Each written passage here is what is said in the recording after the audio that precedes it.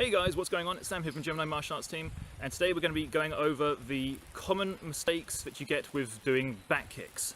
Booyah!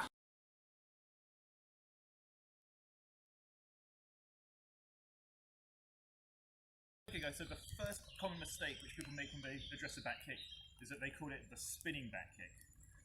Now, a lot of people get confused. They think the back kick does have a spin in it, when actually it doesn't have a spin at all.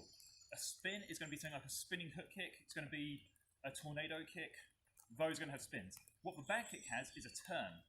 So if you see from the front, bog standard back kick from side stance, here,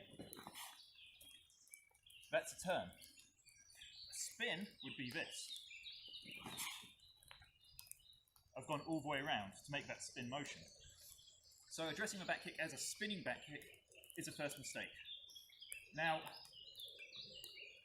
spinning back kicks kind of came around due to point sparring, a lot of point sparring competitions, because a lot of fighters would fight with their side stance, and the back kick was meant to be striking this area.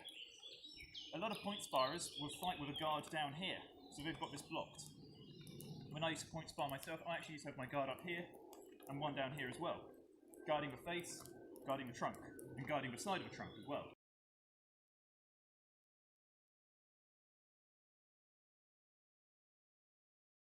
So with this area all covered, you're unable to get through that with a back kick, or any side kick for instance. Your arm's going to be in the way, your arm's going to be blocking. So they try to turn that back kick into a spin, or have a spinning motion to it, enabled to come past this guard, to come and strike this little area here. However, in so doing, you end up getting a back kick which looks a little bit like this. Almost like a spinning hook kick, in a way. We've done a video about back kicks before. Things to remember about the back kick would be this leg comes straight up in a straight line. It's a linear technique. It's not out to the side. That's a spinning side kick, which is a completely different technique. Uses different biomechanics. So that's the first mistake of the back kick, addressing it as a spinning back kick. And when you start addressing it as a spinning back kick, mentally you start thinking of spins. Remember, it's actually a linear technique. It should go forward, not spin. Second common mistake with a back kick. We'll do this from the side. I remember when I first taught Taekwondo, my instructor said to me, if you're having trouble with a back kick, what you can do is move that front foot out, which then makes it easier for the back foot to come through. At a beginner level, and if you're breaking the technique down, yes, I can see the advantages of that, but what I realised quite early on is that if I was to step out to the side, my target is now that way. Because my body will be facing my target this way, my target's straight in front of me. That's what I'm thinking about, that's what I want to strike. The moment I bring this leg over, I'm now thinking this way. I'm not looking this way anymore. And it's actually now much more natural for this leg to now turn up that way as opposed to that way. If I try to bring it up straight here, I'm going to twist my body, I'm going to contort my body, I'm going to do myself some muscle injury. So when people start teaching moving that foot out, you're actually teaching them to kick off target. Instead of over here. For beginners, if they're having difficulty getting that back kick turn, just break it down into the stage of turn from here, look over your shoulder here, now think of it as a donkey kick. Straight line, as though you're on a train track. Bam. But do it slowly and eventually the confidence will start building up. We've done another tutorial about back kicks. If you want to go over that one, check out that video. For the meantime, we're focusing on these common mistakes. So that's common mistake number 2 we've addressed. Common mistake number 3 is not actually moving forwards with your kick. A lot of people will do their kick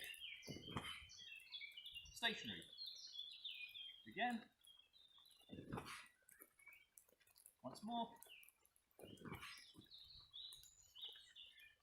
There's nothing wrong with that in itself. However, when you're in a sparring situation, you get the power from travelling forwards. So, if I was to do my kick and put that little slide in, that's going to carry all my body weight that direction into my target. I'm 83 kilograms. With that little skip, that's 83 kilograms ploughing into my target. Not only that, 83 kilograms is going into that tiny striking area. So that could actually do some damage. That move forward doesn't even need to be that large. You don't need to go massive step. It can literally just be a very small shuffle. Once more. Okay, common mistake number 4 is actually where you're striking with on your foot. In an ideal world, you're striking with the heel. Think of somebody with a stiletto stamping on your shoe. That's all that body weight going into that tiny point at the end of a stiletto, going straight into your foot. Which is why if anybody steps on your foot with a stiletto, it's going to fucking hurt. Same principle here. You want all your body weight travelling through your hip, through your knee, through your ankle, into that heel, to thrust into your target. What a lot of people do, they'll actually strike with their foot. Either the ball of the foot, or the flat. So if you just watch the actual kick motion itself, like that. They'll kick with the end of that foot. Like so. Instead of heel, it'll be soft. If you strike somebody with the ball of your foot actually acts as a shock absorber. It absorbs the impact. If I was to strike with the heel, I've now made an indentation in the soil. With the ball of the foot, no. Think of a shock absorber in a car, or suspension in the car. You go into a pothole, the suspension comes down. Essentially, that's what your ball of your foot is doing if you stroke the ball of your foot. Acts as that suspension. You don't want that suspension, that's taking all the force out of the technique. So then there's no point in even throwing the technique in itself. Transfer it into the heel. That's where the force comes. So guys, those are the 4 most common mistakes when you're doing a back kick. Just to recap again, 1 is addressing it as a spinning back kick. It's not a spin, it's a linear technique. 2 is stepping to the side when you want to throw your technique, because you're actually taking yourself off target. 3 is not travelling forward when you do your technique, you're doing it stationary. And 4 is actually the incorrect striking area of your technique. You strike with the heel, not with the ball of your foot.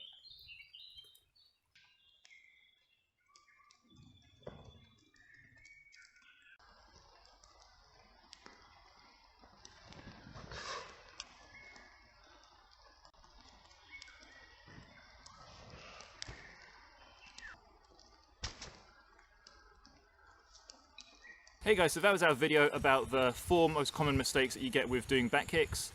Hope you guys learned a little bit from that. Hope it gave you guys some new ideas or food for thought for when you guys do your back kicks, things to think about and things to look out for. So give them a play around, see how they work out for you. In the meantime guys, if you like this video, hit that like button, leave a comment, consider subscribing. I appreciate every single person who subscribes to my network. It really makes this worth a while. And until then guys, stay safe, train hard, keep listening to Dangerous Toys because they're the best band around, and I'll see you guys in the next video. Booyah!